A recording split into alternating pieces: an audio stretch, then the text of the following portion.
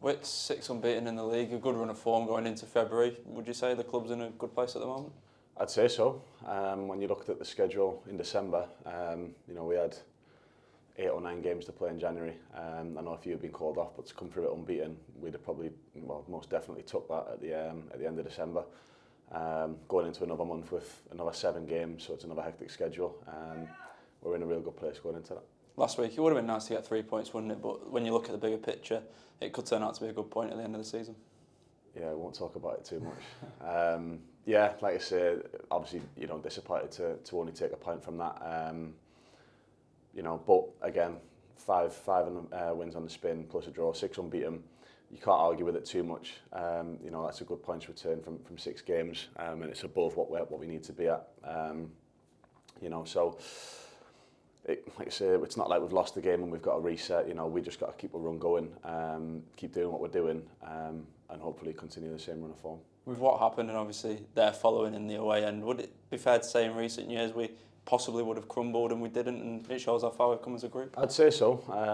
They brought a fair few and they were rowdy and loud. Obviously, we know the game got stopped a couple of times and things like that, but it's just part and parcel. Possibly in years gone by we might have lost that game. Like I say, if not for the mistake, that game still finishes 1-0 and we win it, and we wouldn't even be having this conversation. But it shows a little bit more resilience from the boys, they've got a bit more about us this year, and we can see it through when it gets tough.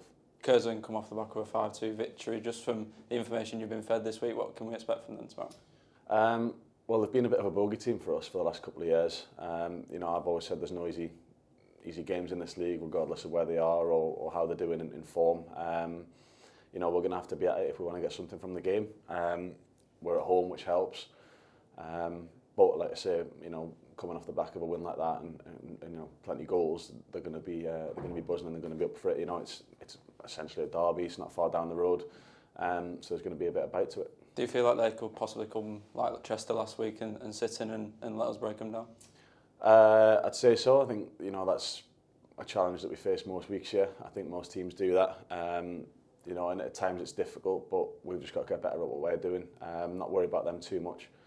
And like I say, even with the way that Chester set up last year, we still found a breakthrough through it. A moment of brilliance, which is what it takes sometimes. We've got players that are capable of doing that.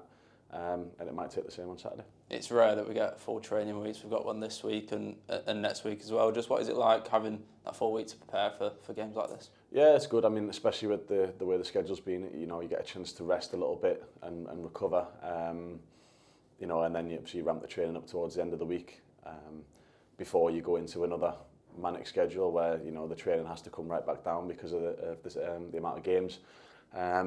But like I've always said, we've got the depth of squad that if should anybody gets injured or fatigued, then they can come out and we've got somebody that can come in and fill that slot. So it is nice to have that break. But when the games come thick and fast for us, we're not too worried because we have the ability in there to drop in and out.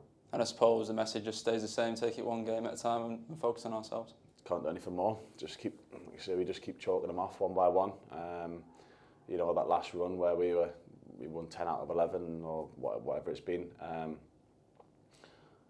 We'd win and it wasn't a case of, we're getting too high. It was just, let's go for the next one. And, we'd win that one and it's like, right, okay, that's that done. We're not hanging on it. We're not sliding by it. We want to kick on and keep ticking them off as much as we can. Other teams are doing it. Kings Lynn are up there with us. But you've got teams like Brackley and Scarborough in there that just seem to keep winning every week. So, you can't slip up too much and we've got to do our best to stay on top of it.